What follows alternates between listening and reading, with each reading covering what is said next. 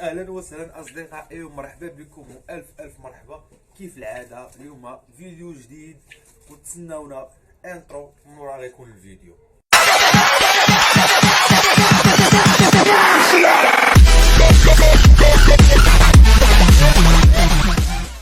المهم اليوم غندوي لكم على كيف ما شفتوا في العنوان، هو هل تربيه الطيور والتجاره فيها حرام ام حلال؟ هذا هو السؤال الوارد في عقولكم وعديد ديال الناس. هل تربية الطيور حلال أم حرام؟ هي بالطبع حلال شرعا. لماذا؟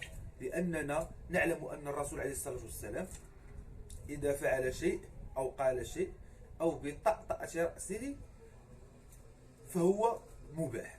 يعني الرسول عليه الصلاة والسلام إذا قال شي حاجة نديروها تنديروها، إلا طأطأ بالراس ديالو دارها وابتسم حتى هي كنديرو بها، او لا فعلها يعني دارها شفناه حنا دارها حنا كنديروها من ورا. تربيه الطيور في الاقفاص هي لديها شروط معينه، وهاد الشروط هذا الا طبقتيها تبقى حلال، والا ما طبقتيش هاد الشروط تبقى حرام. لان كانت مراه حبست قطه فلا تطعمها وما خلاتهاش تاكل من حشائش الارض، فهذا سبب لها ان الموت، وعندها سبب لها الموت فالمراه دخلت جهنم والعياذ بالله.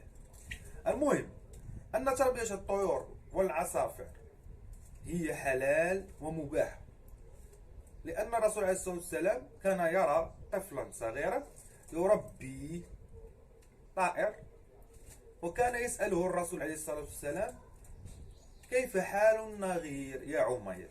الله أعلم، أنا سمعنا من أشخاص ونعاودوا لهم كيف حال النغير يا عمير. واحد النهار مات هذاك الطائر وقال ليه مات وبقى الدري كاعي. يعني الرسول عليه الصلاه والسلام ما نهاش، ما قالش ليه لا ما تربيش الطائر، الطائر راه ربيتيه وتعديتي عليه راه حرام. المهم الشروط اللي دوينا عليها هي بينه ومعروفه. ملي كتوفر لها الماكله والشرب والنظافه والرعايه الصحيه، فانك في هذا كتسمى انك حللتي التربيه ديالها، والتجاره ديالها حتى هي حلال ومباح. ولكن الا هملتيها وما نظفتيهاش وما عطيتيهاش الاكل ديالها وما عطيتيهاش الشرب ديالها في الاوقات ديالها، فهذا يبقى حرام. والحرام بين والحلال بين. انا لست شيخ ولا عالم باش انا احلل واحرم، ولكن ما نسمعه من الناس يقولون ان اذا وفرت لها الشروط اللازمه فهناك يبقى تربية الطيور والعصافير حلال. إذا مع أصدقائي مرحبا بكم، اليوم فيديو جديد هو هذا. ديروا لايك، تعاونوا مع أخوكم، يلا طلعوا القناة.